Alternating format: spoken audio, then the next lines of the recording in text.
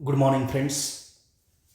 आज आपके समक्ष विजडम ट्री आपकी चेतनाओं को उस तरीके से सुनने की बात कहेगा और करना चाहता है जिस तरीके से अपनी चेतनाओं की आवाज़ को विवेकानंद ने, डॉक्टर एपीजे अब्दुल कलाम ने, एमएस स्वामीनाथन ने और टीएन सेशन जैसे महान भारतीयों ने सुना। ये ज़रूरत है आज की। आप भेड़ चाल के हिस्सों से अलग हटें और इस पर बिलीव करें कि जो आपके पास क्वालिटी है, कोई एक क्वालिटी ऐसी है जो पूरे विश्व में और पूरे समाज के पटल पे अद्वितीय है। उस अद्वितीय स्किल को पहचानिए, वो अद्वितीय और अदम्य साहस को पहचानिए कि आपके पास क्या है और उस पर कार्य कीजिए। निसंदेह आप सफल होंगे। आज मैं आप लोगों के समक्ष एक ऐसे ही महान भारतीय का बातचीत करूंगा। उनका नाम है एमएस स्वामीनाथन, जिनको इसी वर्ष भारत रत्न की उपाधि दी गई है। चलिए आइए हम जानते हैं कि कैसे उन्होंने अपने आप को पहचाना था। और मैं इसलिए ये वीडियो बना रहा हूँ कि पूरे भारत का हर नागरिक में वो क्षमता है कि वो अलग अलग फील्ड में महान कार्य कर सकें, लेकिन वो अदम्य साहस, अद्वितीय ऊर्जा को अपनी पहचान सकें। तो चलिए हम लोग स्टार्ट करते हैं एमएस स्वामीनाथन के बारे में। Few have contributed as much to shaping the destiny of post-independence India, post-Indian agriculture as Monkombu Sambasivan Swaminathan. That means MS Swaminathan ये कहना चाहते हैं कि कुछ लोगों ने भारत की आज़ादी के बाद भारत को बनाने में इस तरीके से कंट्रीब्यूट किए हैं जिसको आपको सोचना पड़ेगा, आपको इमेजिन करके आप आश्चर्यचकित हो जाएंगे। तो मैं आपको हर उन बिंदुओं पर बात करके बताऊंगा कि ये क्या थे। और इस पीडीएफ को मैं आप लोगों को, एक्चुअली पीडीएफ बहुत बड़ा है, एक क्लास कंप्लीट नहीं हो सकता, तो आपको शेयर कर दूंगा टेलीग्राम चैनल पे। Kindly do read this.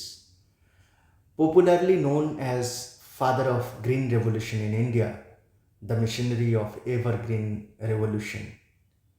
आपने ग्रीन रेवोल्यूशन की बात सुने होंगे, और जिन लोगों को ये बात की पता नहीं है कि एवरग्रीन रेवोल्यूशन क्या था, तो मैं आपको बता दूं, एमएस स्वामीनाथन ने ये भी बात को कहा था।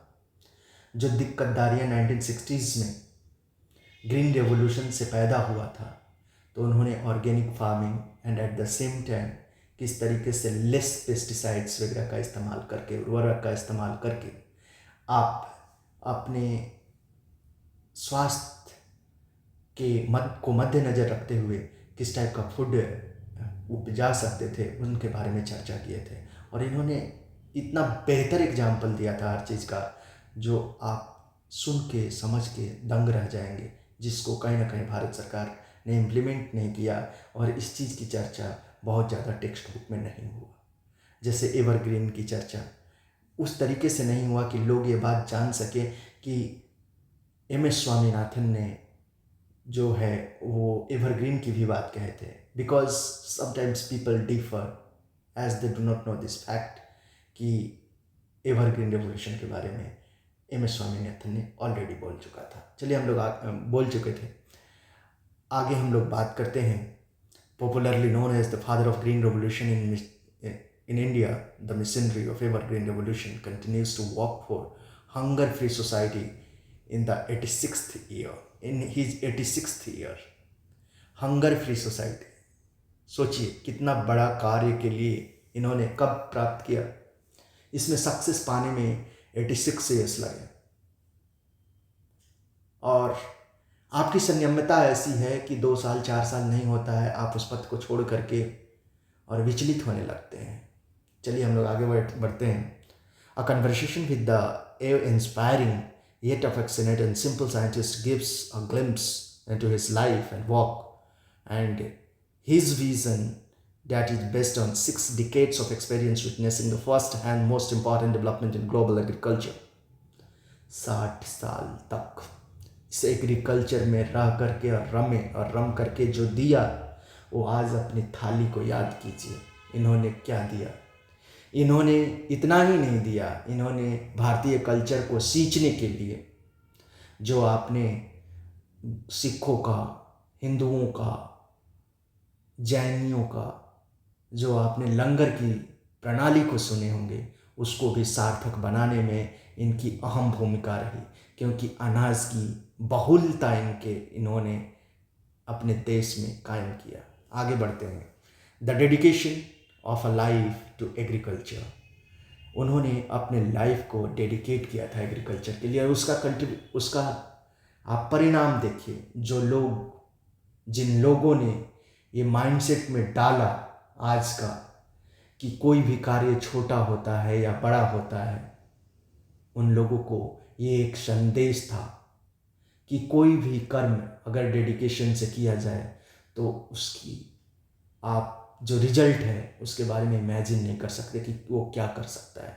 बट आपको मैं बता दूं कि जो आप सिस्टम देखे होंगे, सिस्टम का कहने का मेरा मतलब ये है कि इतिहास के पटल्स पर गुप्ता वंश के बाद जो वर्ण श्रेणी से, जो मतलब कि आपको वैदिक टाइम में था और गुप्ता पीरियड में आते ही ये जो जातीय व्यवस्था में परिवर्तित हुआ, और उस जातीय व्यवस्था में परिवर्तित होने के बाद जो कार्य थे उनको निचली श्रेणी और ऊपरी श्रेणी में बांटा गया, और इस कदर बांटा गया कि जो लोग अपना कार्य हृदय का कर रहे थे, जैसे खेती करना, सफाई करना, जैसे लोगों को मदद पहुंचाना, इनको निचली दर्जे की चीज़ बताई गई।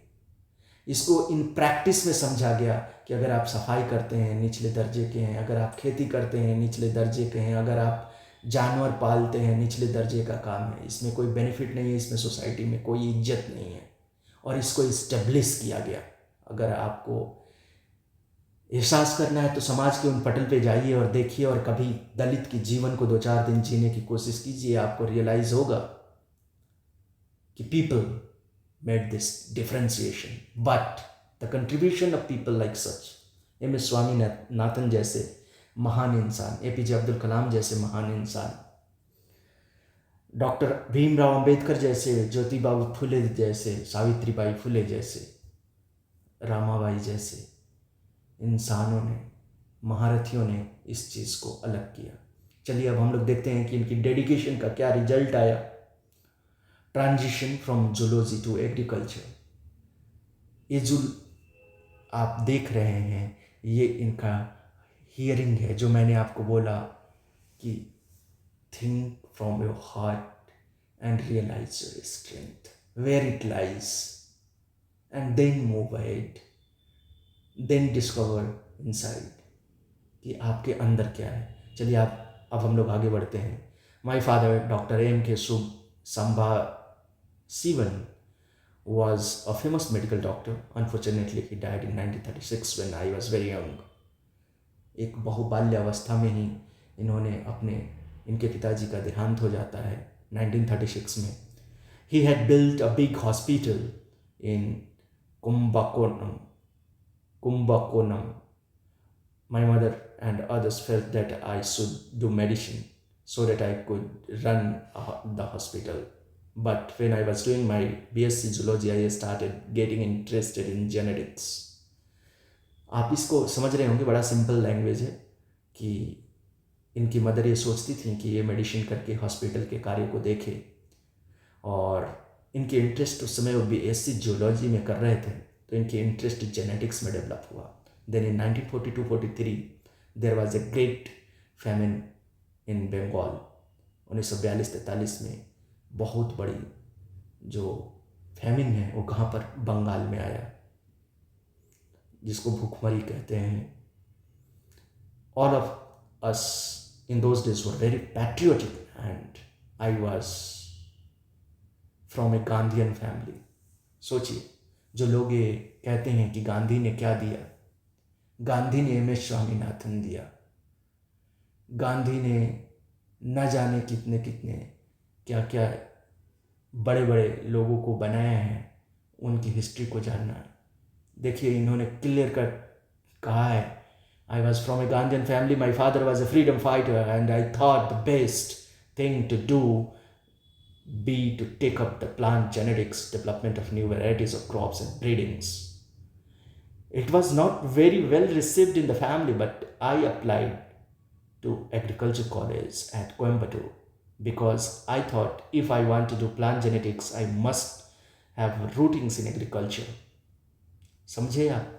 इसलिए मैं आप लोग को कहता हूँ, आप हताश नहीं हो कि हमें सरकारी जॉब नहीं मिला या हम जो चाहते थे नहीं हुआ। नहीं, आप अपने देश के पॉलिटिशियंस के लेवल को जानिए। आपके पॉलिटिशियन, हमारे पॉलिटिशियंस हमारे लेवल के नहीं हैं, इस बात को आप जानिए। उन्होंने तो ऑलरेडी सरकारी जॉब्स ख़त्म कर चुके हैं। ये देश की सच्चाई है, आप जाकर के आंकड़े को देखिए। अब इसमें आपको ऐसा करना पड़ेगा कि आप अपनी लोहा मनवाएं समाज के ऊपर, अपनी कृति से, अपनी कर्म से। क्योंकि जो मैं बात कह रहा हूँ, आप आगे एम.एस. स्वामीनाथन की भी लाइफ में देखेंगे कि किस तरीके से पॉलिटिशियंस ने इनके कई एक साल खा गए थे। इसलिए मैं बोल रहा हूँ आप लोगों को कि you should understand about your potential. Then in 1947 I applied for the post. किस पोस्ट के लिए इन्होंने अप्लाई किया? Graduate work at IARI, that means Indian Agricultural Research Institute in Pusa, ये दिल्ली में है। At that time, IARI was not an university. In fact, the first two deemed university in the country in 1958 was IARI and IISC. Dr. C.D. Deshmukh, who was the then chairman of UGC, said these two institutions are the benchmark for future recognition of universities. When I was at IARI, one of the joint secretaries of ministry who knew my family advised me, देखिए, जो लोग inspire दूसरों के कहने पे होते हैं, इन्होंने कैसे अपने दिल की बात सुनी। यही मैं एस्पिरेंट्स को कहना चाहता हूँ। You are having enough potential, listen to your hearts and ability. When I was at IARI, one of the joint secretaries in the ministry who knew my family advised me,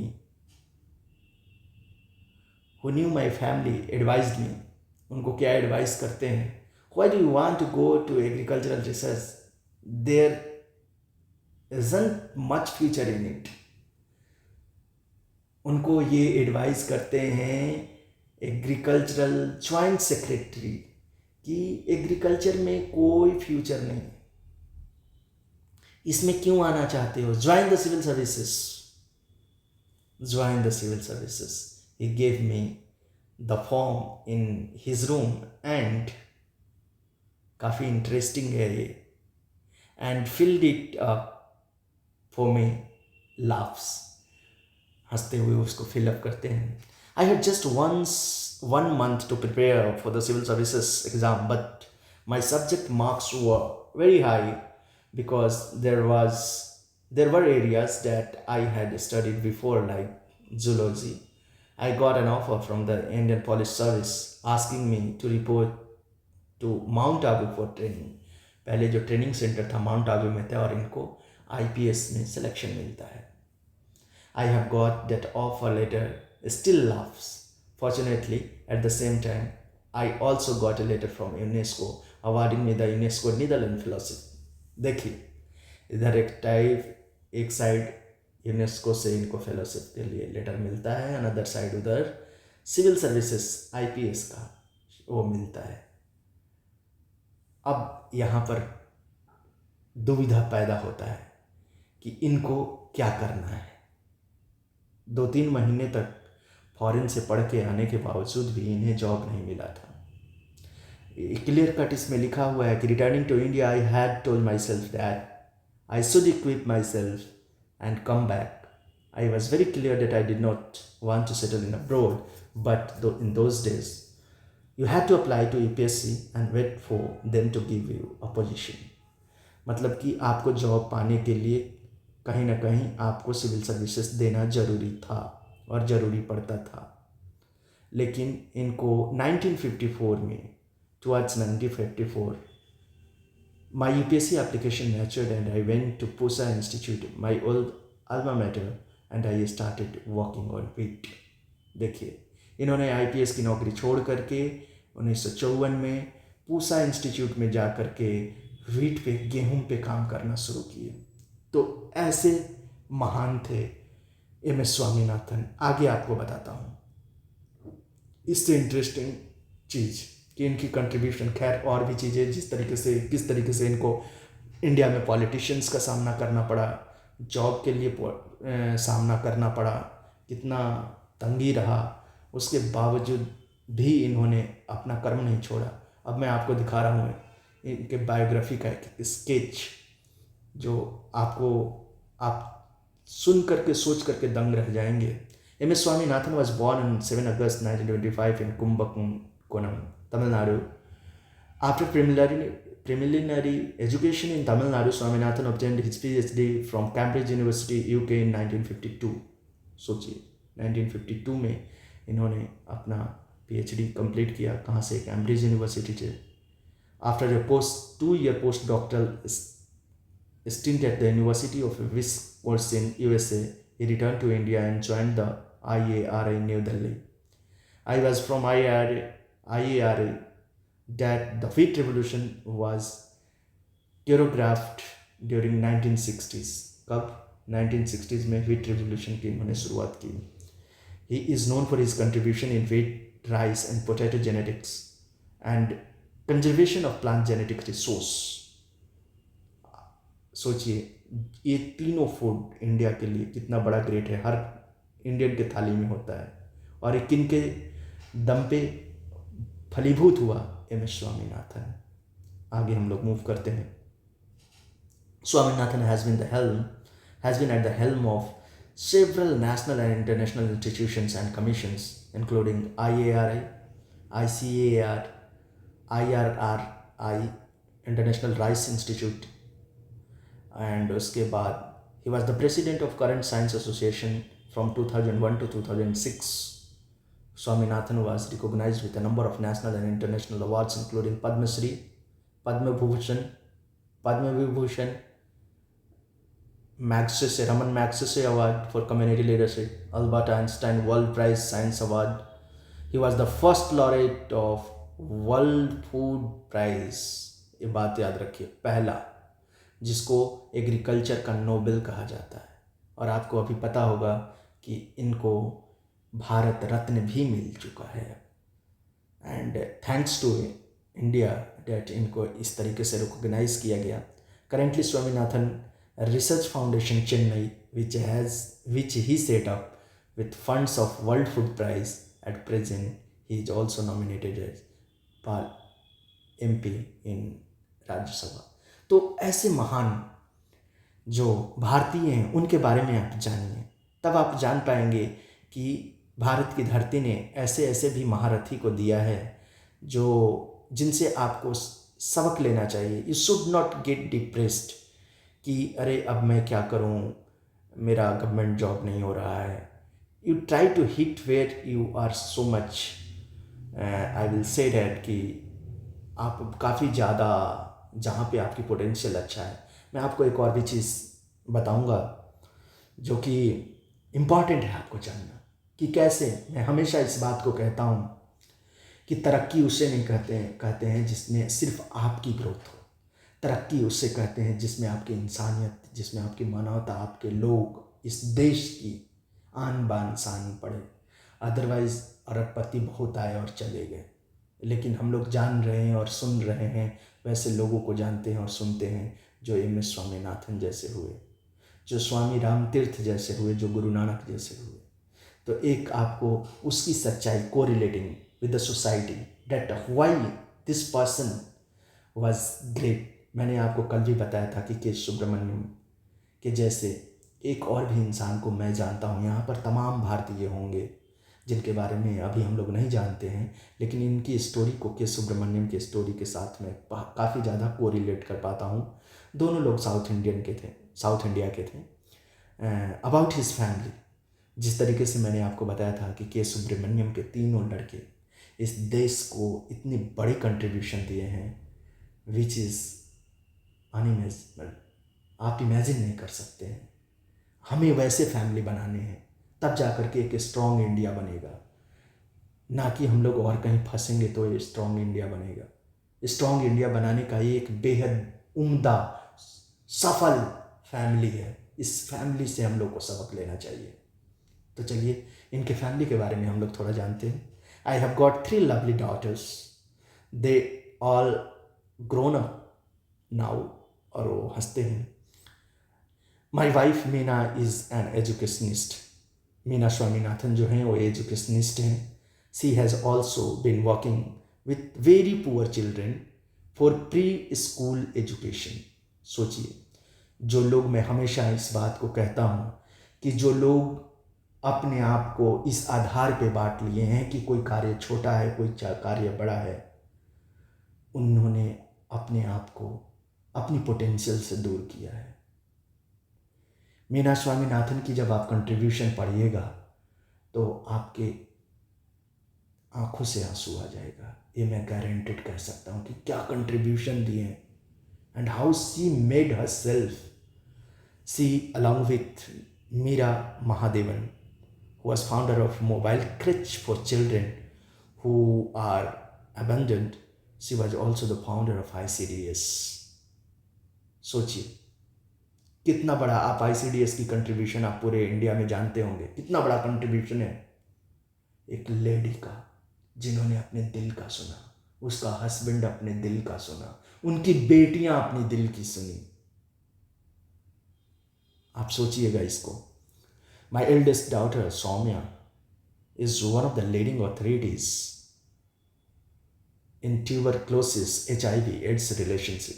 आपको एक और भी चीज़ बता दूँ, ये वही सौम्या स्वामीनाथन है जो WHO की महानिदेशक भी बनी और समय से पहले इंडिया आई। ये कह करके कि मैं अपने पिता के पथ पे चल रहा हूँ, मेरी भारत को मेरी ज़्यादा ज़रूरत है। और उन्होंने कोविड के जस्ट बाद सेकेंड फेज में उन्होंने वहाँ से WHO की नौकरी छोड़ करके अपने भारत के कंट्रीब्यूशन में आए। तो such a great children he has given to the nation, और ऐसे लोगों के हाथ में भारत जरूर सुरक्षित है। मैं हमेशा आप लोगों से यही कहता हूँ, विजडम ट्री आपसे यही आग्रह करता है कि आप वैसे भारतीय बने। आगे देखिए, my second doctor Mathura was the first girl student from India who was a Rhodes Scholar in Oxford. सोचिए, इनको रोड्स स्कॉलरशिप मिला, इनकी बेटी को, and Madhura Swaminathan became the first girl to get this. In 1986 or so, she got her DPhil, doctorate in philosophy, from Oxford. She was the head of economics department in ISI, founded by Mahalanobis. आप जानते होंगे कि statistics के क्षेत्र में ये सबसे बड़ा इंस्टीट्यूट होता है, इंडियन स्टैटिस्टिकल इंस्टीट्यूट। उसकी हेड बनी the third girl, Nitya, rural sociologist. She was from the institute of rural management, IRMA से पढ़ी थी, आनंदा से। उसके बाद right now she is the only one who is abroad. She did her PhD from University of East Anglia, Norwich. She worked in Jharkhand for her PhD. They liked her work very much and offered her a regular position to head the Gender and Development Department. So, God's grace, I have 3 wonderful children and a wonderful wife. तो ये इनकी life का वो बताता है कि वो कितना हैप्पी लाइफ जिए। And the same thing I used to say the aspirants, those who are preparing for civil services, please do engineer।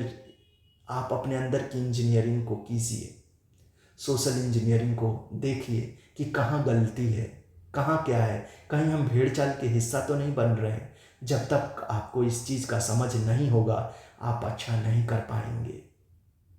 आप अपने दिल को सुनिए और उसको कीजिए। आप समय लगेगा, संयमता बरतिए। बिना संयमता, कर्म और संयमता दोनों साथ साथ चलता है। आप कर्म पर विश्वास कर रहे हैं, संयमता पर विश्वास नहीं कीजिएगा तो भी दिक्कत करेगा। इसलिए my dear aspirants, kindly follow to your heart and ability and work on that field, you will get immense better result. जो आप नहीं सोचे हैं उससे भी बेहतर रिजल्ट मिलेगा। और मैं जानता हूँ ये पोटेंशियल हर लोगों के पास है। और मैंने अभी आपको दिखाया, मैं अगेन रिमाइंड कराना चाहता हूँ, इस देश में अभी एक बहुत बड़ी ज़रूरत है। वो ये ज़रूरत है कि जो सोसाइटी प्री प्राइमरी एजुकेशन है, प्री प्राइमरी एजुकेशन में बेहतर टीचर का आना, बेहतर एजुकेशनिस्ट का आना बहुत ज़रूरी है। बट क्यों इस सोसाइटी ने pre primary education, that means early childhood care education या कम्युनिटी एजुकेशन या एजुकेशन सोशल वर्कर क्यों नहीं आ पाए? क्यों पहले जैसी व्यवस्था नहीं है कि हर कस्बे में कम्युनिटी एजुकेशन सिस्टम है? बिकॉज उसमें इकोनॉमी कम है, उसमें पावर कम है, उसमें ओहदा कम है। इसलिए हमने उसे सेग्रीगेट कर दिया कि अरे ये तो छोटा जॉब है। कोई प्राइमरी स्कूल के टीचर को उतना वैल्यू नहीं करता, अर्लीहुड चाइल्ड एंटिटी के टीचर को उतना वैल्यू नहीं करता, but they are the real gems of this nation. और मैं ये कहना चाहता हूँ कि उन लोगों को उस तरीके से कार्य करना चाहिए जिस तरीके से एम.एस. स्वामीनाथन ने, मीना स्वामीनाथन ने, जिस तरीके से के सुब्रमण्यम ने किया, ताकि आप अपनी पहचान दे सकें कि नहीं, जो ये कैंसरस थॉट हमारे इंडिया में आया है कि कर्म छोटा होता है, कोई कार्य छोटा होता है, इसको फिनिश किया जाए।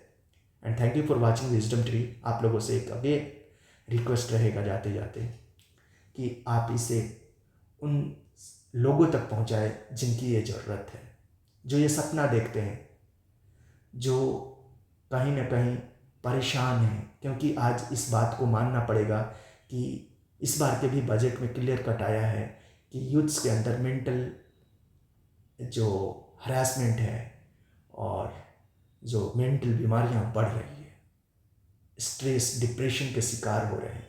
क्यों? क्योंकि यूथ 35% है और साथ में जो हमारे पास गवर्नमेंट जॉब है, हमारे पॉलिटिकल पार्टीज़ ने, हमारे पॉलिटिकल जो अभी रूलिंग पार्टी है या जो भी पॉलिटिकल पार्टीज रही हैं, I do not want to get into that thing, उन लोगों ने सरकारी नौकरियों की अहमियत को कम कर दिया है। सरकारी नौकरियां कम है, आप क्या कीजिएगा? आप ये बात सोचिए कि एक झाड़ू मारने वाले डी ग्रुप के भी जॉब में एक पीएचडी किया हुआ बंदा जा रहा है, 10 पोस्ट पे 10,000 फॉर्म्स भी गिर रहे हैं। What this indicates? उसके साथ जो करप्शन है, पेपर लीक है, वो आप सब भीग गए हैं। इसलिए मैं आप लोगों को कह रहा हूँ, you listen to your heart and definitely you do also the prepare for this examination. मैं उस चीज़ के लिए मना नहीं कर रहा हूँ आप लोगों को, लेकिन आप अपने दिल की भी सुनिए। और ये ज़रूरत है देश को कि हर कस्बे से एक एम.एस. स्वामीनाथन, एक कलाम, एक मीना स्वामीनाथन, एक सौम्या स्वामीनाथन, एक के सुब्रमण्यम, एक टी.एन. शेषन आज निकले। अदरवाइज ये देश में बहुत ज़्यादा करप्शन बढ़ गया है। उसका इंडिकेशंस है income inequalities. You can go and you can just check the facts. Thank you for watching this and kindly subscribe. आप इस चैनल को सब्सक्राइब कीजिए और आप अपने दोस्तों तक इन वीडियोस को पहुंचाइए ताकि वो भारत की सभ्यता, विरासत और संस्कृति को जान सकें। Thank you for watching this.